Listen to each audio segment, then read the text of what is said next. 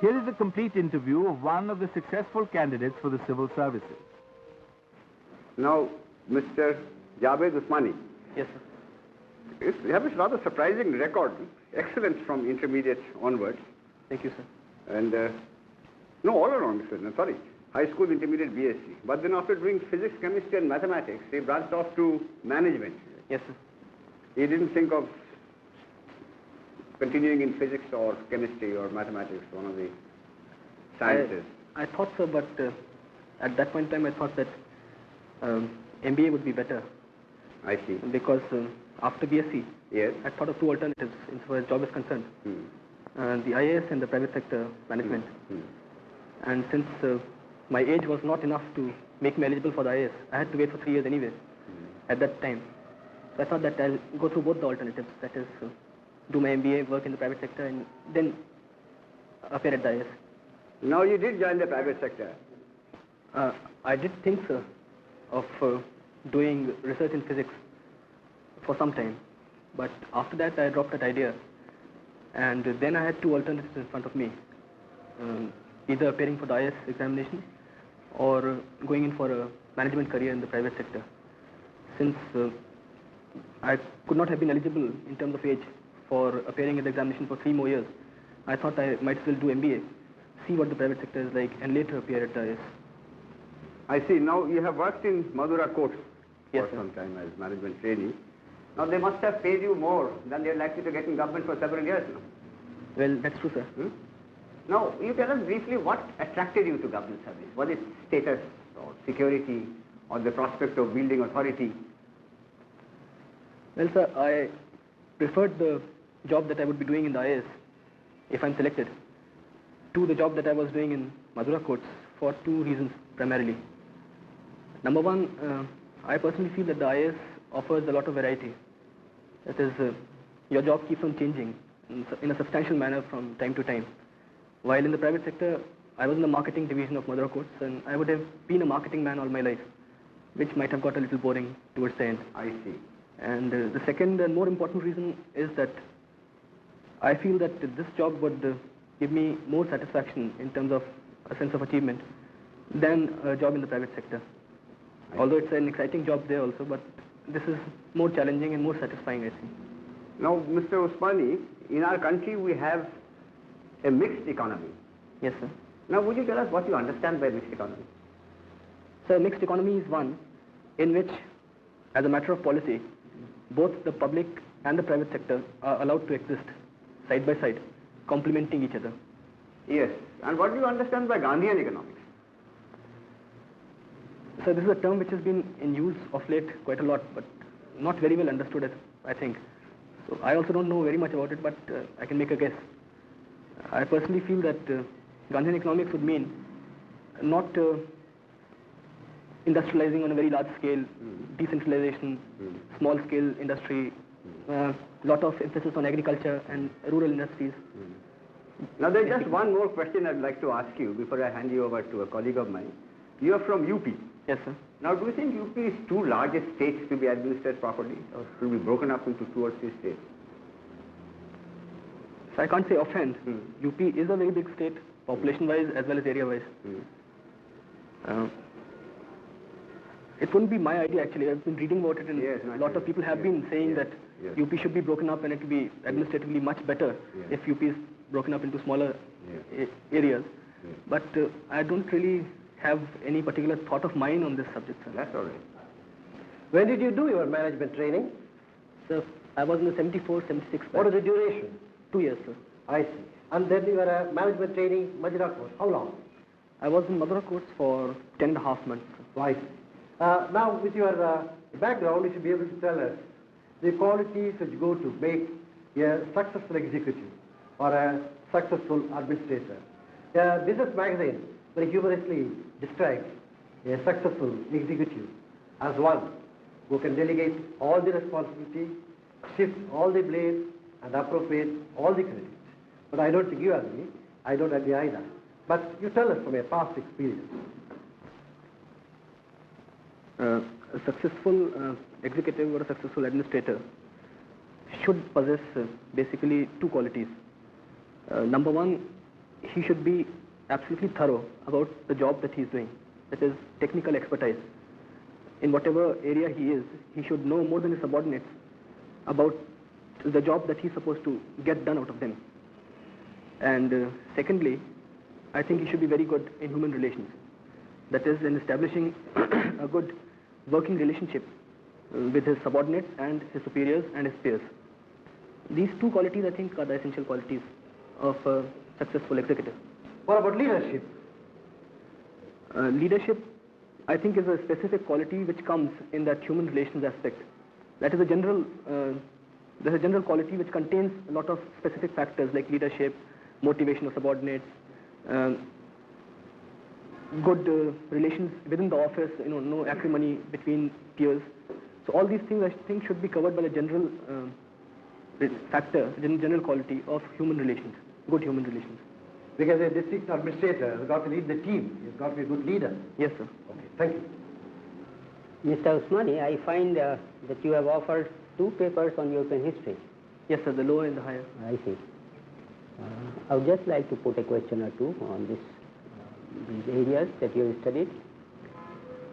What would have been the consequences of a decision to open the second front not on Normandy beach, but in Southeast Europe, in the Balkan area somewhere there? During the Second World War, you see. If the second front had been opened in the south of Europe, that is in the Balkans, then the Americans and the British armies would have been able to come across all these countries. Mr. Usmani, I'll take you up from one of the answers you gave to my colleague. Yes, ma'am. You said international law started with the Crimean War and came to be respected after the Crimean War. Can you explain that?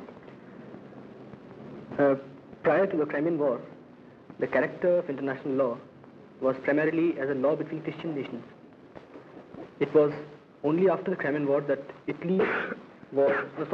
Turkey was included in the family of nations, and being a non-Christian country, the character of international law became really international after that.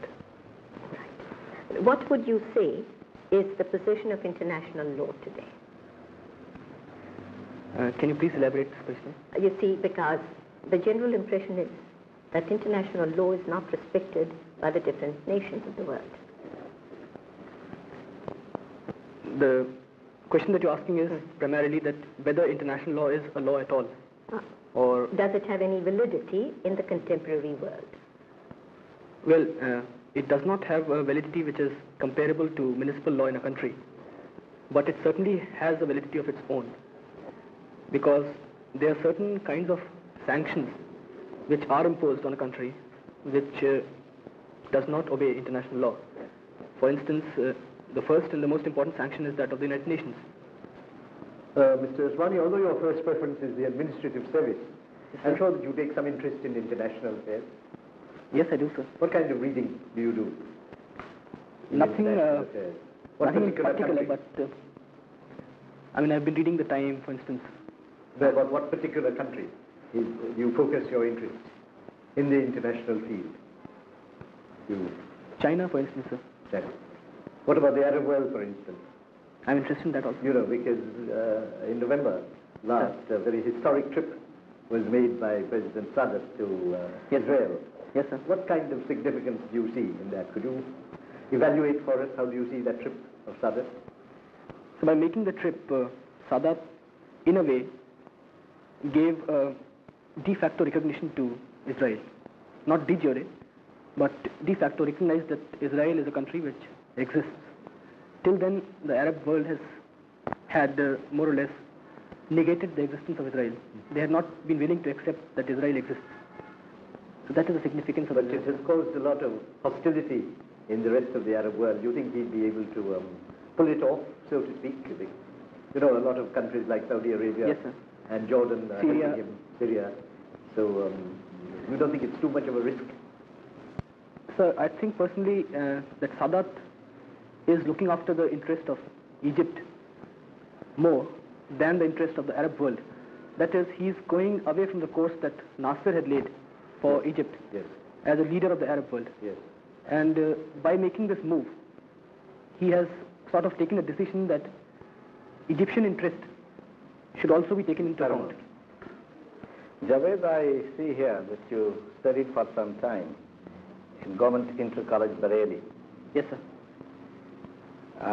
I give you a small situation round about Bareilly. Yes, sir.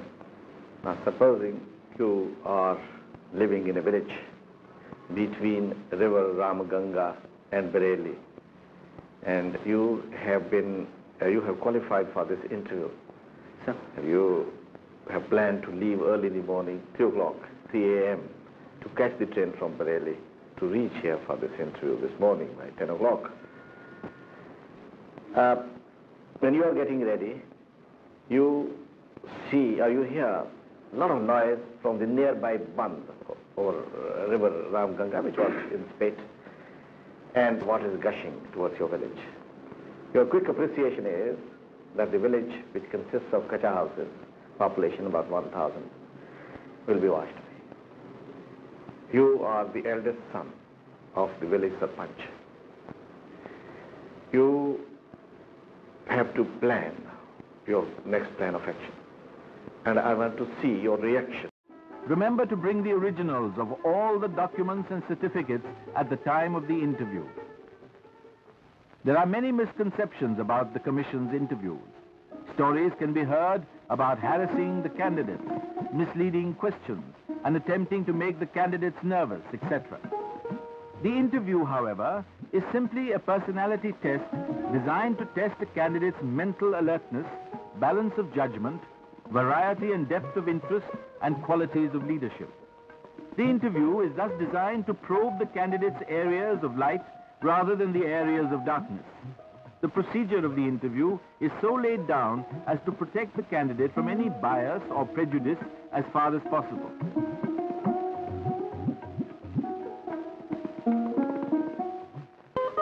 The interview board consists of members with diverse interests and from different parts of the country. There are scientists, diplomats, professors, administrators, in fact, from practically every field one can think of. Before the actual interview, the chairman of the interview board again highlights the aims and objects of the interview and how it should be conducted. Now, we have circulated a note on the conduct of this personality test, some of which, of course, is obvious. But what we have tried to do is to summarize our experience over the years, because we have been doing this in the Commission year after year. You will see that it is not a test of knowledge. What we have to do is to gauge a candidate's mental alertness, his clarity of expression, his power of assimilation, and his judgment. It is difficult, I know, in a span of half an hour. And the best way of doing it, I would suggest, is to make the questions as short as possible and let the answers be long so that we can listen to what he has to say. And although it's not a test of knowledge, some amount of questioning will be necessary, I think, to find out whether his academic knowledge is patchy and outdated or whether it is thorough and up to date. That amount of questioning on his subject will be necessary. And we have to be extra careful regarding candidates from rural areas. They may have sterling qualities which we have to draw out because they have not been exposed to many things like their urban colleagues. And also, if the question can be answered by a simple yes or no, it will not help us at all. And there should be no leading questions and no multiple questions. And beyond that, the subjects to be covered I leave to you. You can cover anything you like. See whether the man or the woman is quick on the uptake. And also we'll try to find out whether he can fit into an organization. That will be necessary in government.